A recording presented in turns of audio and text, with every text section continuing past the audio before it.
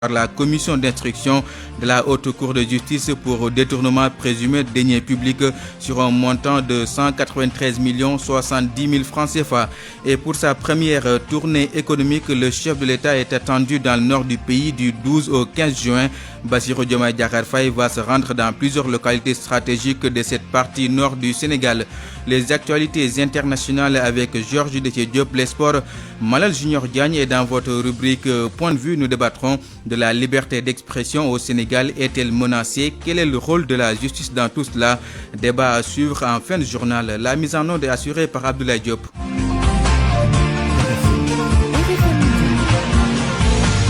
Boubacar Dieng. Les suites de l'accident de la route survenu hier à Mboro-sur-Mer, le bilan est toujours de 6 morts et de 9 blessés. Ces blessés sont pris en charge à l'hôpital Mame Abdou Aziz Sy Dabakh de Tivaouane. Et face à la récurrence des accidents de la circulation dans leur localité, les populations de Mboro réclament une caserne de sapeurs-pompiers ainsi qu'un centre de santé. La correspondance Cheikh Anta Diop. Mboro, les accidents sur la route sont fréquents. Ces derniers mois, selon les populations, plusieurs accidents, souvent très meurtriers, sont enregistrés sur l'axe Tivaouane-Mboro-sur-Mer. Bamba Kene, un habitant de Mboro. Tragédie à Mboro. Combien de morts faudra-t-il pour agir? Un drame vient une fois de plus frapper notre communauté ce jour à Mboro, près du Sifop. Un grave accident a coûté la vie au moins 6 personnes, selon les premiers témoignages recueillis sur place. Le volet sécuritaire est un handicap partagé. Les populations de cette localité réclament depuis quelques années l'érection d'une caserne de sapeurs-pompiers. Ce n'est pas la première fois que Mboro paie le prix de l'absence des services de secours d'urgence à proximité. Et chaque drame, la même réalité cruelle nous saute aux yeux. Mboro ne dispose ni de caserne de sapeurs-pompiers, ni d'un hôpital digne de son nom, dans une localité aussi stratégique avec une population en croissance et des zones industrielles. Cette situation est tout simplement inacceptable. Combien de vies auraient pu être sauvées si les secours étaient arrivés quelques minutes plus tôt? Nous en appelons une fois de plus au pouvoir public, aux autorités locales et nationales. Mboro a besoin en urgence d'une caserne de sapeurs-pompiers et d'un véritable hôpital. Le bilan de l'accident est lourd. 6 morts, 9 blessés graves. Les populations de Mboro n'ont pas hésité à pointer un problème d'excès de vitesse sur une route très exiguë et qui serait la cause du drame. RFM Thiès, Cheikh Anta Diop. Cheikh Anta Diop est dans le département de Keur Massar. Les habitants de Darou Misset, Medina Khel, Boune, les cités municipales et la Linguère alertent sur l'insécurité qui règne dans leur localité. Cela serait dû, selon eux, à la proximité avec la forêt classée de Mbao. Un comité d'alerte a été mis en place. Les habitants réclament aussi le renforcement du dispositif sécuritaire dans cette zone. Ametaba.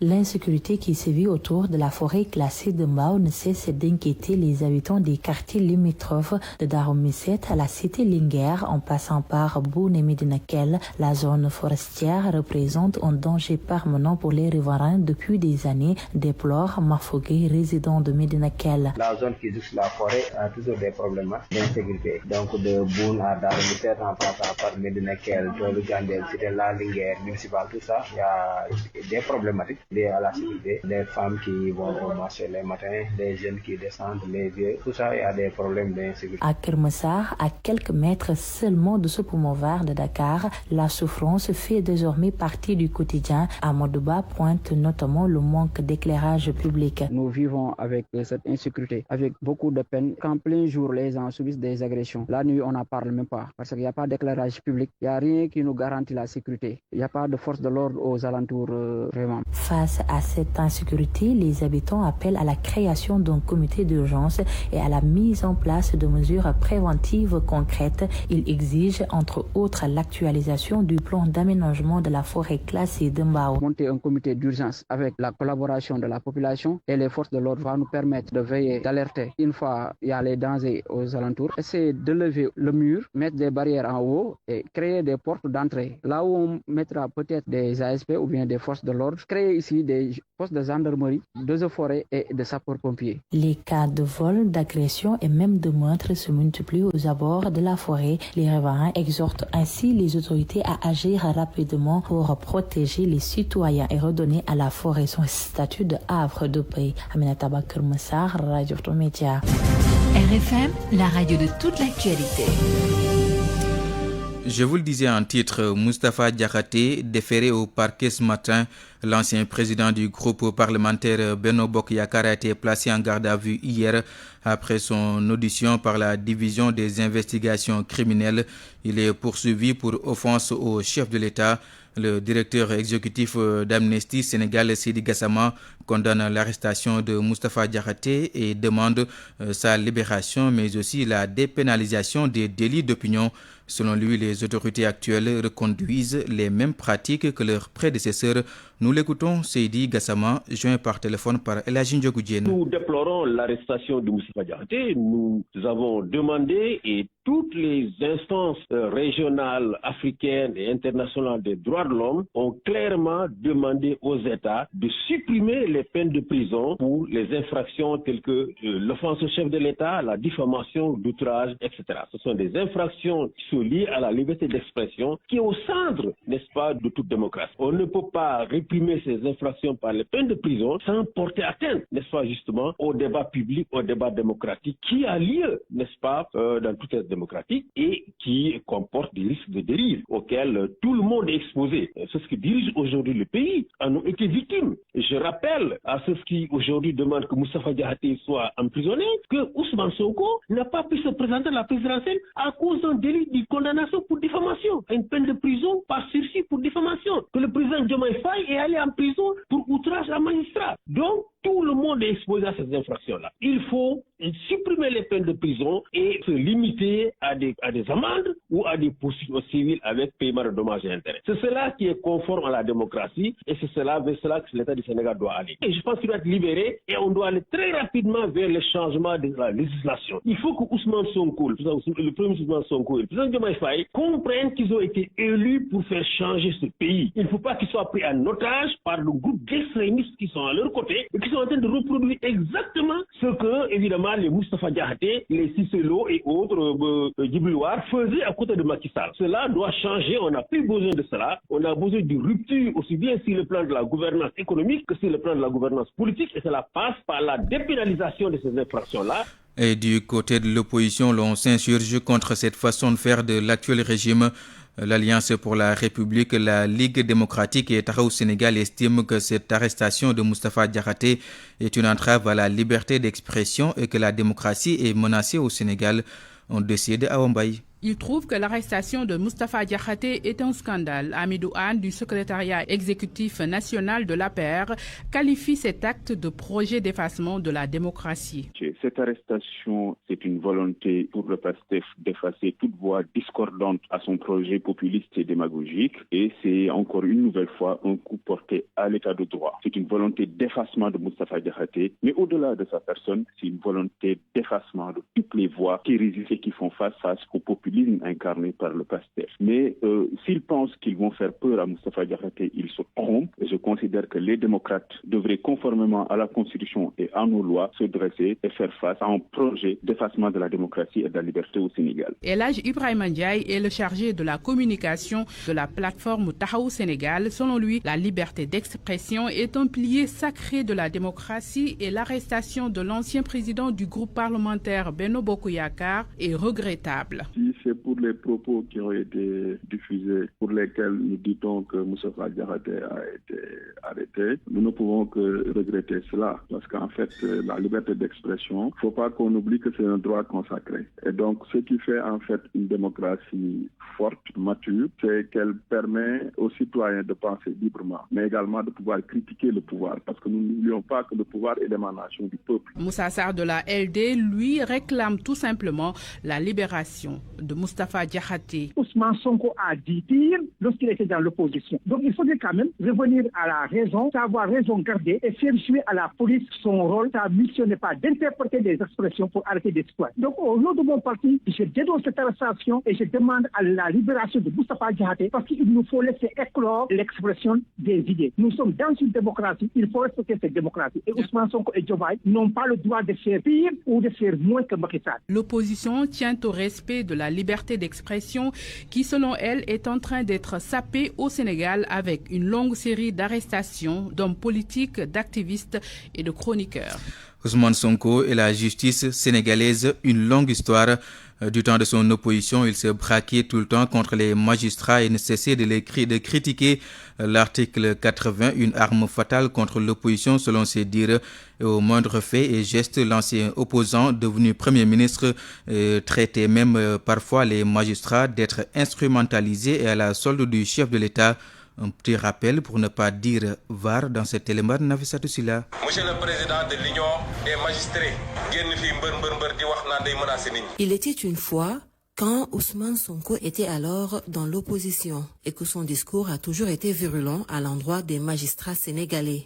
amatu leen suñu respect parce que respecté wu leen ñu parce que respect dafa mutuel dégg naa nag gannaaw bi Pape Ousmane Sakho defee Pape Mor Sakho defee heureusement que Ousmane Sakho def na wu ci bi mu defee njombeem ba pare dégg naa Serigne Bassirou Gueye lay ngem lay waajal fi mu ne nii pour mu dem valider la forfaiture de 2024 magistrat yi laa bëgg a waxal delloo seen xel du ngeen yàlla.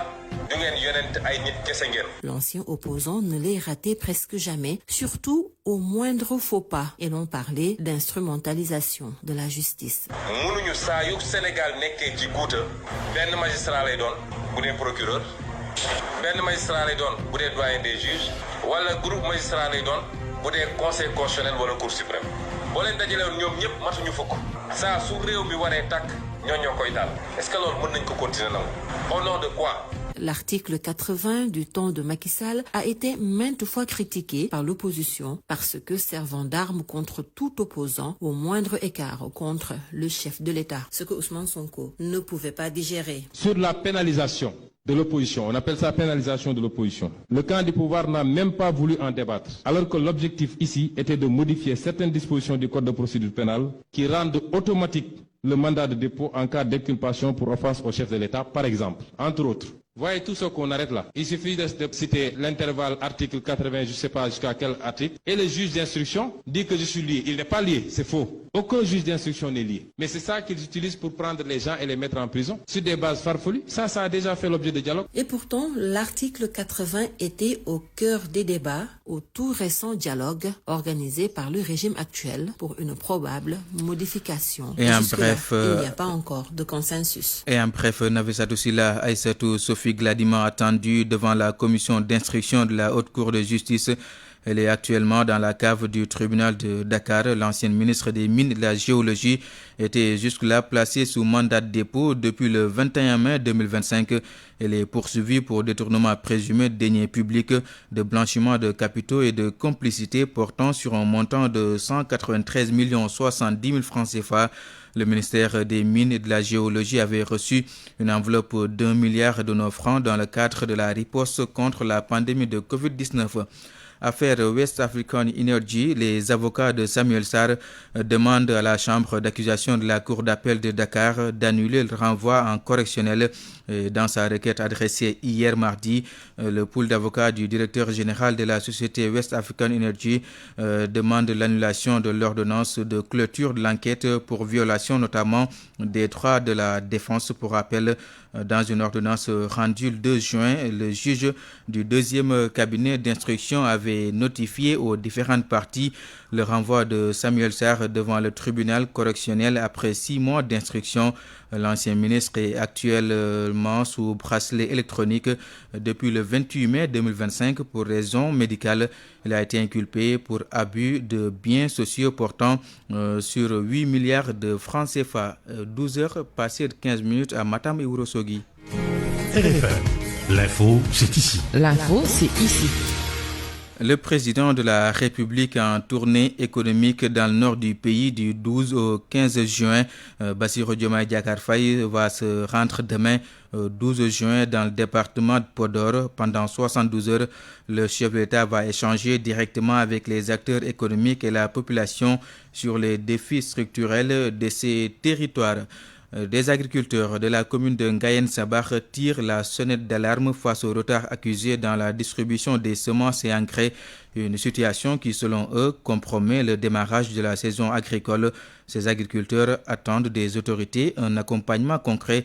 Nous écoutons à ce propos leur porte-parole Barham Lo au micro de Fatumbo. Ici, nous rencontrons depuis longtemps des difficultés liées à l'accès aux semences agricoles et aux engrais. Même lorsque l'État procède à la distribution de ces intrants, notre communauté est souvent laissée pour compte malgré l'insuffisance générale des semences. La vente de nos récoltes pose également un réel problème, surtout l'année dernière. Nous demandons à cet effet aux autorités de nous accompagner davantage car nous faisons partie intégrante du secteur agricole, une activité aujourd'hui confrontée à de nombreux défis. De plus, nous n'avons toujours pas reçu d'engrais ni de semences cette année-ci, ce qui nous empêche de démarrer nos activités dans les champs. Cependant, nous déplorons également la situation actuelle du pays. Durant la fête de Tabaski, aucune aide n'a été apportée par les autorités. Les moutons coûtaient excessivement cher. Enfin, avec l'hivernage qui approche à grands pas, nous avons du mal à vaquer normalement à nos occupations à cause des inondations. Il n'existe aucune route praticable actuellement dans cette localité. Propos recueillis et traduits par Fatou Mbowo, notre correspondante à Kaolack. Le village de Kerewan, situé dans le département de Sédhiou, réclame la construction d'un collège et d'un lycée franco-arabe. Très souvent, après l'entrée en 6e, beaucoup d'élèves abandonnent les études. Cette localité de la commune de Diana-Malari souffre également d'un manque criard d'eau potable. La migration irrégulière y est également une triste réalité. En tout cas, c'est ce que nous dit Bakary Konté. Beaucoup d'enfants des écoles franco-arabes abandonnent l'école après l'entrée en 6e à Kerewan, faute de collège et de lycée franco-arabe dans la localité. Amadou Dramé, habitant de la zone. Nous avons un établissement franco-arabe. Un établissement franco-arabe dont les premiers élèves qui ont eu la chance d'être orientés ou bien dont les parents ont les moyens de leur payer les scolarités font aujourd'hui la terminale. Et le reste des enfants là sont laissés en rade parce que faute de CM franco-arabe, faute de lycée franco-arabe. Pas d'eau potable à Kerewan et pourtant le forage se situe à proximité. Nous sommes dans une commune qui est tout proche de Diana-Malari, là où il y a le forage, mais il n'y a pas de goutte d'eau potable ici à Kerewan parce que les puits sont taris. Si les puits sont taris, l'eau qui est dans ces puits là taris, il ne faut pas être potable. La saison des pluies arrive. Si la saison des pluies arrive encore, on ne peut pas avoir de l'eau potable. Jusque-là, la commune n'a pas pu débloquer cette situation-là pour qu'il y ait une conduite d'eau potable au niveau de Kerewan. C'est une incapacité du maire, je l'ai dit, c'est une incapacité du maire. Dans cette partie du département de Sédhiou, l'immigration clandestine y gagne du terrain. Abdoulaye Souane. Je pense que la solution agricole serait pas du tout mal. Si aujourd'hui on met ce on doit mettre dans l'agriculture, on modernise, on met les tracteurs, voilà des semences de qualité, des jeunes bien formés, bien entendu, parce que qui dit modernisation, l'agriculture moderne avec des agriculteurs modernes. Voilà, donc si on les forme à cela, je pense qu'ils pourront réussir. Ces populations se sont exprimées en marge de la ziara annuelle de leur guide religieux, El Hajj Arfan Chirifo Touré. Bakary Konté, Sédhiou, Radio Futur Média. Bakary Konté, est à moins d'une semaine après la Tabaski, les activités ont repris au marché Colobane. Les commerçants déclarent être sous pression. La cherté de la vie impose ainsi ces lois. Pour d'autres, il n'y a rien d'inédit. Il faut tout simplement se remettre au travail comme dans les autres pays. Un reportage de Salimata Aou. Marché Colobane, l'heure est au déballage des marchandises. Mais avant, il faut pour ces vendeurs trouver quelque chose à manger. D'habitude, certains commerçants profitaient de la fête de Tabaski pour se reposer au moins une semaine. Pour ce père de famille, ils n'y pensent même pas. Les temps ont changé. Il n'est pas question de fermer ma boutique pendant une semaine. Et si je me repose, qui va assurer la dépense quotidienne? Nous sommes vraiment fatigués. Ces deux commerçants sont assis côte à côte. Faute de moyens, ils ont passé la fête à Dakar. Une situation intenable, disent-ils. Il interpelle ainsi les autorités. L'économie est au ralenti. Comment je vais me reposer après la fête? Qui va payer mon loyer, la nourriture de ma famille?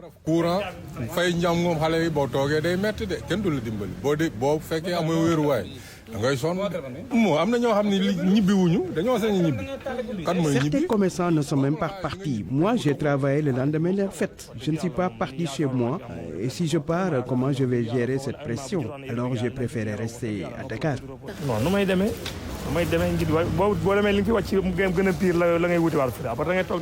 Ce vendeur à la sauvette relativise. La Tabaski ne doit pas être un motif de congé. Il faut faire comme dans les pays développés. Non, tel ubbi moom liggéey la rek liggéey moom heure boo sentiree ne war ngaa mën a dem liggéey am dara loo def sa poche moom damay liggéey waaw Tabaski toog ay une semaine sax fii la xew waaye amul feneen. Pour la plupart de ces vendeurs, ils n'ont pas attendu pour la reprise de leurs activités, car selon eux, les poches sont vides et les charges ne cessent de s'accroître. RFM. L'actualité internationale. 12h22, nous accueillons Georges Dudetier Diop pour les actualités internationales. Bonjour Georges.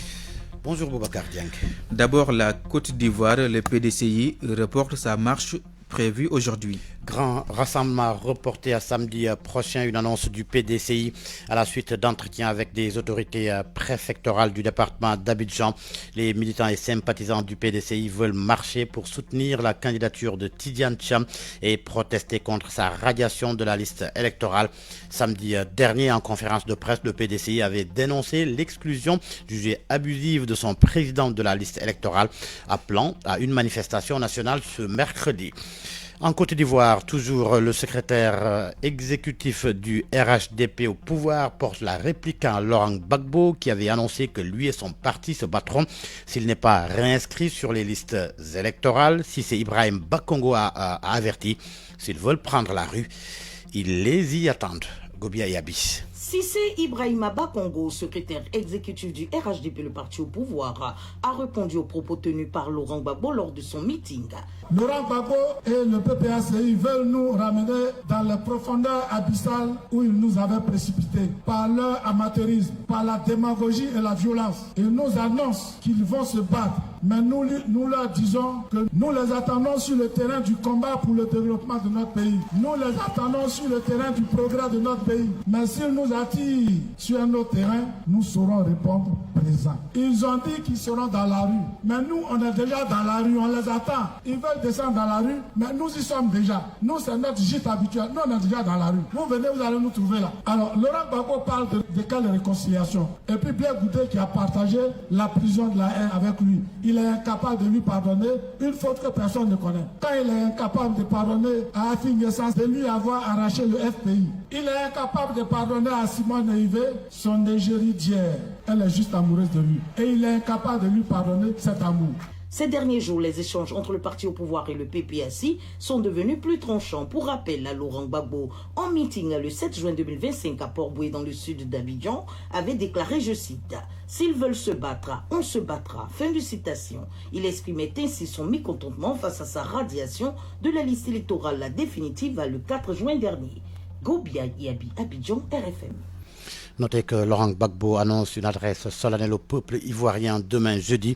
Ce sera à travers une lettre qui sera diffusée sur la page Facebook officielle du PPACI, le Parti des peuples africains Côte d'Ivoire. Et en Afrique du Sud, 7 personnes sont mortes dans des inondations. Cela après qu'un front météorologique apportant de fortes pluies et de la neige a frappé les provinces de l'Est et du Sud. Une partie d'une grande autoroute reliant les deux provinces a été fermée à cause de la neige et des équipes d'intervention en cas de catastrophe ont également été activées dans la province du KwaZulu-Natal.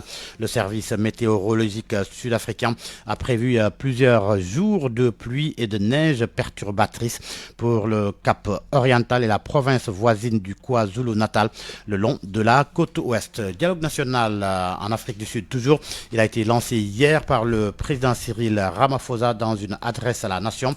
Il a annoncé une première convention nationale le 15 août prochain.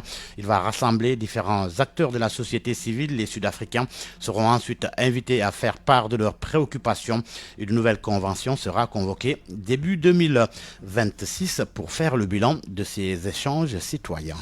Et puis aux États-Unis, couvre-feu nocturne à Los Angeles. Cela fait suite aux manifestations contre les raids anti-immigrés qui ont donné lieu à des heurts avec la police.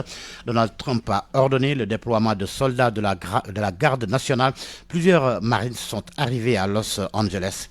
Le point de la situation avec Anna Rocha. La situation est explosive à Los Angeles et la sortie de Donald Trump pourrait rajouter encore plus d'huile sur le feu. Dans un discours prononcé depuis une base militaire, le président américain a promis de libérer la ville d'une invasion qu'il attribue à de prétendus ennemis étrangers.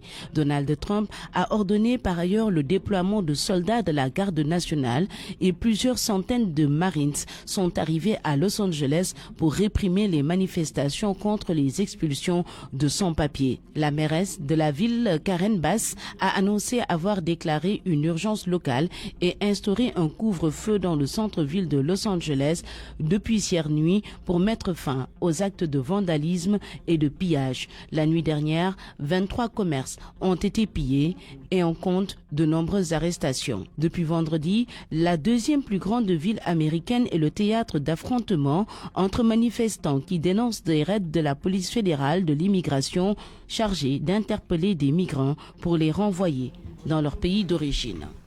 Nous restons aux États-Unis où le milliardaire Elon Musk dit regretter d'être allé trop loin dans certaines de ses publications contre Donald Trump. Une publication sur X quelques jours après leur tonitruante dispute en place publique.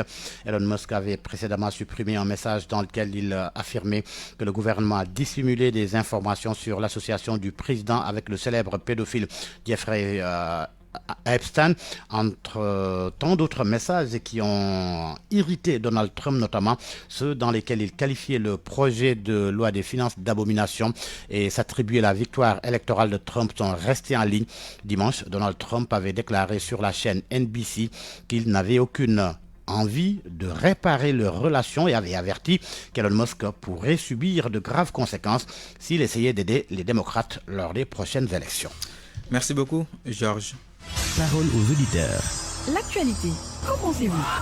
Moi, je pense que vous devez. Réagissez dans nos éditions d'information sur l'actualité. Bonjour. Du lundi au vendredi, vous avez la parole sur RFM. Point de vue, dans quelques minutes, nous débattrons de la liberté d'expression au Sénégal. Et comme intervenant, nous aurons Ibrahim Malik Thioune, juriste, et Alassane Seck, président de la Ligue sénégalaise des droits humains. RFM Sport. Mala Junior Diagne, bonjour. Bonjour Boubacar.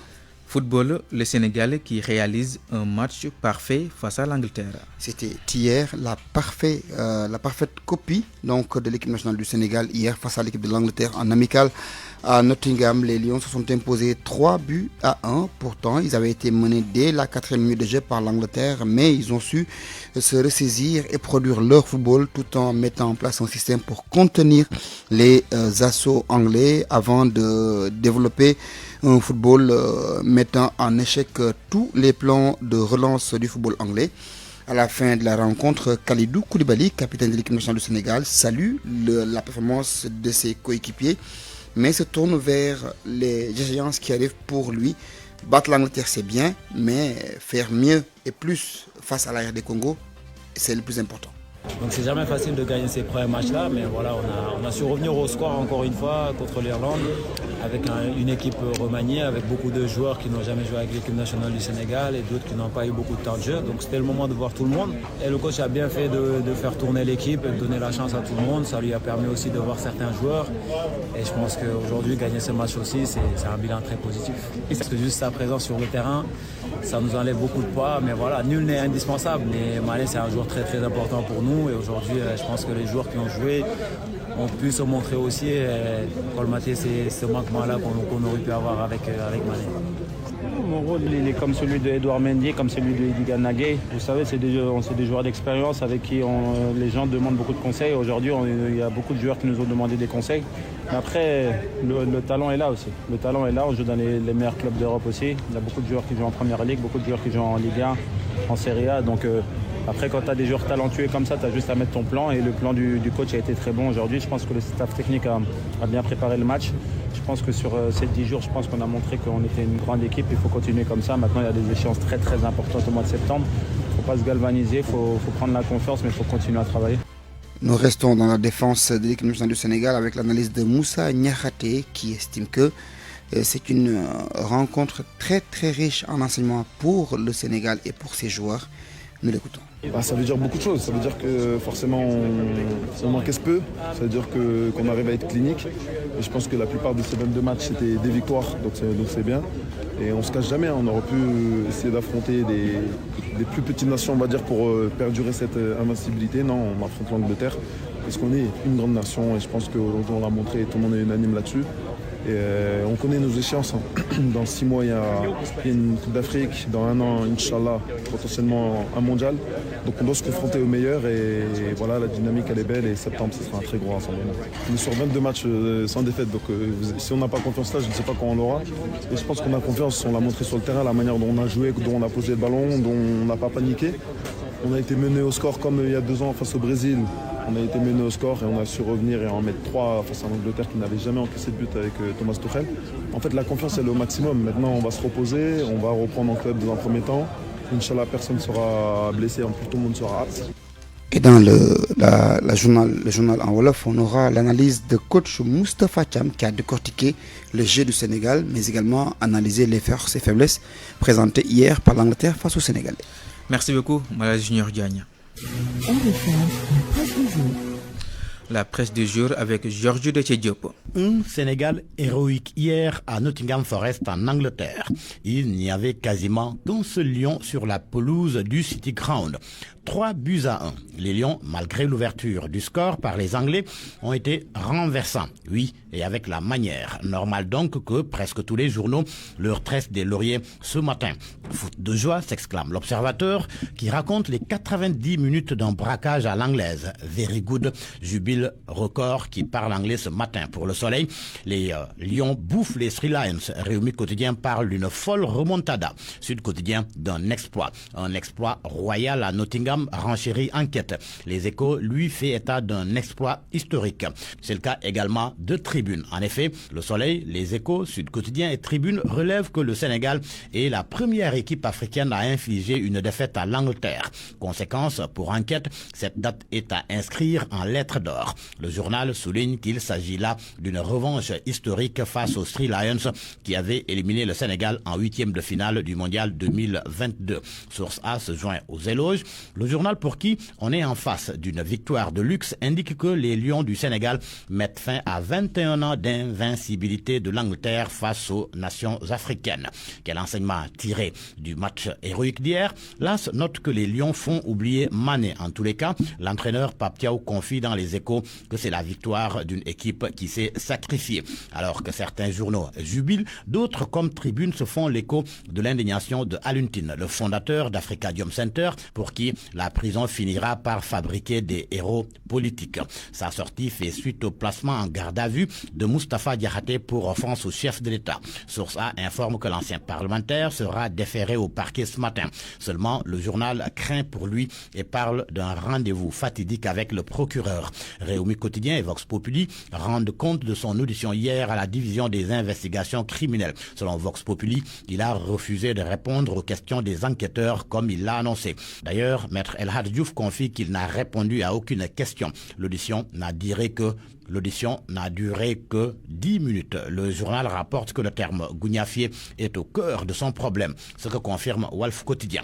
À la une de Le Quotidien, différent avec Carlyle Aviation, Air Sénégal face à un orage. La compagnie contrainte d'immobiliser ses 4 appareils au plus tard le 24 juin. Le journal souligne que plusieurs vols risquent d'être annulés. Les comptes d'Air Sénégal saisis suite à une décision du juge du tribunal du commerce. Pendant ce temps, Libération s'arrête sur le différend état du Sénégal, Woodside. Le confrère qui a enquêté sur le sujet livre ce matin les dessous de l'arbitrage international. Libération rapporte que l'opérateur du projet Sangomar est en mauvaise posture dans la procédure engagée depuis août 2024 avec le fisc devant les tribunaux sénégalais après avoir été sommé de payer la somme de plus de 40 milliards de francs CFA faisant suite au redressement fiscal notifié le 7 novembre 2023. Le dossier repasse encore devant le tribunal de Dakar le 19 juin 2025. Le secteur de la santé en ébullition et l'on s'achemine vers des perturbations. Si l'on n'y est pas déjà d'ailleurs, Walf Quotidien et l'Info alerte. Et pour cause, le collectif des médecins pharmaciens et chirurgiens dentistes en spécialisation observe une grève de 120 heures avant d'investir la rue à vendredi prochain. Les internes et anciens internes se sont invités à la danse. Andegesum également. À lire dans Direct News, après les boulettes, la danse macabre de la chirurgie esthétique. Dossier à la suite du décès brutal de Ngone Ndiaye lors d'une intervention de chirurgie esthétique. À vos kiosques et bonne lecture. Point de vue. Regard croisé sur l'actualité du jour. Et à 12h passées de 36 minutes, nous en sommes maintenant à la rubrique Point de vue. Nous allons débattre de la liberté d'expression au Sénégal. Est-elle menacée et quel est le rôle de la justice dans tout cela? Et pour en parler, nous sommes avec Alassane Seck, président de la Ligue sénégalaise des droits humains. Bonjour, monsieur Seck. Bonjour, Boubacar Dieng. Alors, l'autre intervenant, c'est Ibrahim Malik Thioune. Il est juriste. Bonjour, monsieur Thioune. Oui, bonjour. Nous démarrons donc ce débat avec Alassane Seck de la Ligue sénégalaise des droits humains. Monsieur Seck, comme vous le savez, Moustapha Diakhaté, Omar Sow dit Ozis et bien d'autres citoyens ont été convoqués après avoir tenu des propos sur des plateaux télé ou bien sur les réseaux sociaux. Selon vous, de la LSDH, est-ce que la liberté d'expression est menacée au Sénégal? Oui, je ne sais pas trop, mais je sais que pour l'instant, malheureusement, les lois qui étaient qu'on devait réformer ces lois-là, qui devaient remettre en cause toutes ces situations d'infraction, comme on peut le constater malheureusement, ces lois n'ont pas été changées. Depuis qu'on attendait les assises de la justice en mai 2024, ensuite depuis l'avènement du nouveau gouvernement, l'avènement du nouveau régime, et plutôt des parlementaires, les nouveaux parlementaires, en novembre 2024, on n'a pas pu voir de début de commencement de changement des lois. Malheureusement, ces lois qui sont encore restées intactes et sont là depuis 1960, c'est les mêmes lois. Tant qu'on ne les changera pas, on constatera avec regret cette situation d'arrestation, comme on peut le constater, parce que justement, il y a un encadrement de la liberté d'expression, il y a des lois qui sont là, l'article 80, comme vous l'avez dit. Tant qu'on n'aura pas changé ces lois-là, et ce n'est pas le cas, on peut constater cette situation de continuation de ce qui existait. Ok. Nous allons donc parler avec monsieur Ibrahim Malik Thioune, qui est juriste. Alassane Seck l'a dit tantôt, l'article 80 donc, qui fait débat depuis plusieurs années. Il n'y a même pas eu de consensus là-dessus lors du dialogue national sur le système politique. Selon vous, que faudrait-il faire donc pour améliorer cela et éviter, comme Seydi Gassama l'avait dit tantôt, donc la dépénalisation donc des délits d'opinion? Alors, il faut repenser le cadre démocratique sénégalais avec les nouvelles autorités, parce qu'il me semble que c'était la promesse principale qui avait été faite à l'occasion des dernières joutes électorales au Sénégal, qui a vu Pastef arriver au pouvoir. La proposition principale était de restaurer la démocratie. Restaurer la démocratie, ça veut dire quoi? Ça veut dire repenser les régulations qui mettent au centre les citoyens et qui lui laissent la liberté de dire. La liberté d'expression est un principe fondamental dans toute démocratie. Et il y a certaines limitations, il est vrai, qu'il faut apporter à la liberté d'expression, mais il ne faut pas la contraindre. Et l'article 80, on a vu tous les dégâts que cet article 80 a fait au Sénégal. L'article 80 a été, dans sa corporité, en tout cas dans sa praticité, comme on l'a pratiqué au Sénégal, a été une sorte d'unité inversée entre les mains d'un président de la République qui pouvait en faire l'usage qui était le sien. Parce que cet article 80 est entouré d'un flou artistique. Quand on dit offense à chef de l'État, ça ne veut absolument rien dire. Est-ce la caricature? Est-ce la critique? Non. Cet article 80-là est un monstre juridique. Pourquoi? Parce que c'est une résurgence du droit monarchique, du droit autoritaire et du droit colonial. L'article 80 consacre un crime de lèse-majesté qui considère que le président serait un totem sacré contre qui on ne peut rien dire, alors que le président est lui-même un acteur politique. Un acteur politique ne peut pas être extrait du champ de la critique, si virulente soit-elle, si irrévérencieuse soit-elle. Et juridiquement, on sait d'où ça vient. Ça vient d'une ancienne théorie là, de Kantorowicz sur les deux corps du roi, qui remonte à l'époque médiévale, où on considérait que le roi avait deux corps, un corps physique et un corps mystique. Ce corps mystique-là était attaché à une certaine sacralité, et cette sacralité-là, on ne pouvait pas y toucher. C'est ça qui est repris quelque part dans cet article 80. Or, on ne peut plus être à cette époque-là où la parole est libre, où il y a énormément de sources d'informations, de sources de prise de parole, et qu'on puisse contraindre la liberté d'expression à ce point-là, au point de donner au président de la République, d'élever le président de la République au rang de quelque chose qui n'est pas humain. Et ça c'est même en contradiction avec le texte fondamental du Sénégal. Le texte fondamental du Sénégal, la Constitution du Sénégal, pose un principe indéclinable, celui de l'égalité des citoyens devant la loi. Or, si les citoyens sont égaux devant la loi, on assiste manifestement à une rupture de cette égalité, sitôt qu'un personnage, fût-il le président de la République, aurait la possibilité de se voir administrer un traitement différent lorsqu'il est en face de certaines choses. J'admets qu'il y a un personnage institutionnel qui émerge de la fonction présidentielle, mais il n'en reste pas moins que le président de la République mêle en lui un personnage politique, un personnage social, un personnage institutionnel, et il faudrait, au risque d'être dans une schizophrénie juridique-là, pouvoir effectivement figer la question. Les démocraties modernes ont sorti cette affaire de délit de défense au président de la République, on les a sortis des grandes régulations. Ce n'est que dans nos pays-là qui sont des sortes de démocraties, il y a un voile démocratique de règles qui sont assez séduisantes, mais qui dans la pratique posent problème. Ce n'est qu'au Sénégal, dans les pays de l'Afrique de l'Ouest et dans les autres pays africains, qu'on retrouve ces formes de vieillerie et d'archaïsme juridique qui sont des outils de répression de l'opinion libre.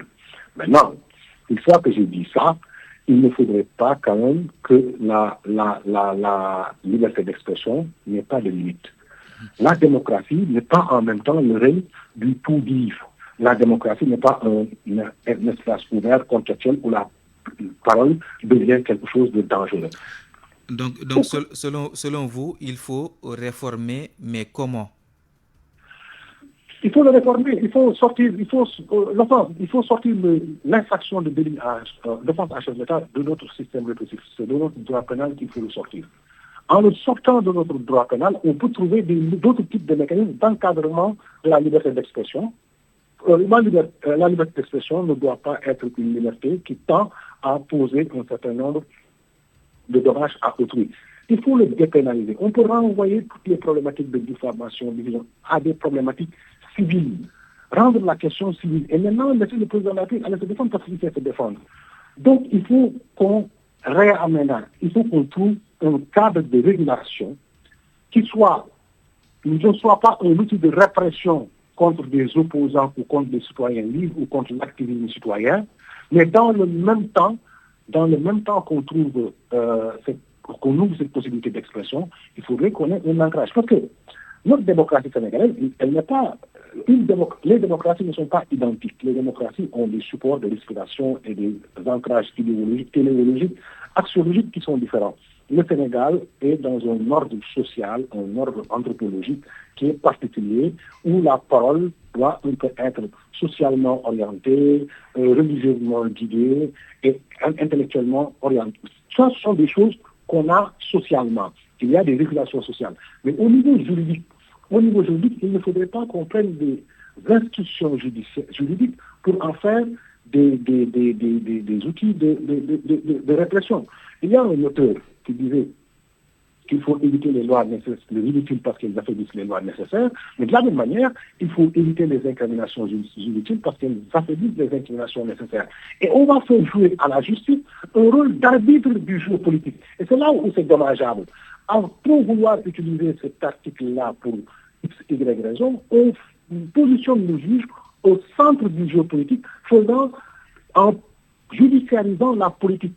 Ce qui est dangereux parce que ça va sortir le juge de son rôle de garant des institutions en dernier ressort. C'est ça toutes les problématiques auxquelles on fait face. Merci beaucoup Ibrahim Malik Thioune. Donc la dernière question avec Alassane Seck de la Ligue sénégalaise des droits humains. Nous avons vu que dernièrement le procureur est très réactif. À la moindre déclaration, des gens sont attraits à la barre pour diffusion de fausses nouvelles, propos contraires aux bonnes mœurs ou encore pour offense au chef de l'État. Selon vous, quel devrait être le rôle de la justice dans tous ces cas-là? Mais on a dit, urbi orbi, on a demandé depuis, comme j'ai dit tout à l'heure, les assises de la justice, qu'ils puissent avoir ce qu'on appelle une rupture systémique. On avait demandé. Il avait promis, le nouveau régime avait promis une rupture systémique. Et comme le procureur dépend de la politique, dépend du politique, du ministre de la Justice, donc on n'est pas étonné que le procureur suive un peu les instructions du ministre, de son patron. Donc aujourd'hui, on l'a demandé, on l'a dit, on l'a redit, on attendait donc depuis les dernières élections législatives de novembre 2024, on attendait à ce qu'il y ait ce changement-là, ces réformes. Nous, au niveau des droits humains, nous avons demandé qu'il n'y ait pas de pénalisation de l'expression, de la liberté d'expression ou de la liberté d'opinion. Pour nous, c'est décadent, c'est totalement révolu au Sénégal en 2025-2024. Donc malheureusement, la situation n'a pas évolué du tout. On attend toujours de voir, parce que tout ça, c'est une volonté politique. Une volonté politique de l'État, du chef de l'État, du parti au pouvoir. On pensait que ça allait évoluer, ça n'a pas été le cas. On peut le constater avec regret. Et pourtant, au début du mandat de Bassirou Diomaye Diakhar Faye, il y a eu des assises de la justice. Ça s'est tenu, des gens y ont participé. Qu'en est-il de ces conclusions-là? J'attendais souvent, je l'ai dit ce matin, je l'ai dit au début de mon propos, j'ai dit qu'on attendait des changements systémiques. Avec le nouveau député, un nouveau parlement, une nouvelle majorité, on pensait qu'il allait y avoir changement, mais il n'y en a pas eu. Parce que depuis, novembre 2024, ça fait combien de mois? Ça fait 6-7 mois, il n'y a pas eu de changement, il n'y a pas eu de nouvelles lois. Les lois sont restées intactes. Et c'est ça qui justifie cela. Malheureusement, on sait que c'est une volonté politique de laisser en l'état. Cette situation-là, ça, on peut le constater, on peut le regretter. Et vous de la société civile, quelle doit être donc votre posture face à ces cas qui sont notés dernièrement, ces convocations donc d'anciens dignitaires du régime de Macky Sall ou bien d'activistes? Mais Ibrahim, je ne sais pas, vous n'avez pas de bonne soirée. J'ai dit que nous, c'est notre début. C'est pourquoi je suis venu à la radio pour dire que nous dénonçons cette situation qui n'était pas promise. On avait promis de changer les choses, de faire une rupture du système, une rupture systémique. Malheureusement, ça ne bouge pas, on le regrette. On a dénoncé, on a dit qu'on a pensé que depuis novembre 2024, on allait changer les choses. Vous constatez avec moi qu'on n'a pas fait. Et ça, on avait commencé depuis le mois de mai 2024, les assises de la justice. Et concrètement, je dis, vous, en fait, qu'allez-vous faire maintenant, puisque le constat est là? On va continuer à combattre, on va dénoncer ce que je suis en train de faire, on va continuer. Notre seule arme, c'est la dénonciation. C'est le plaidoyer, c'est juste hier matin, hier à pareille heure, hier à 20h, j'étais avec le ministre de la Communication. Hier seulement, donc hier mardi. Donc c'est pour vous dire que nous sommes toujours dans le combat, mais on ne peut faire que ce que nous pouvons faire actuellement.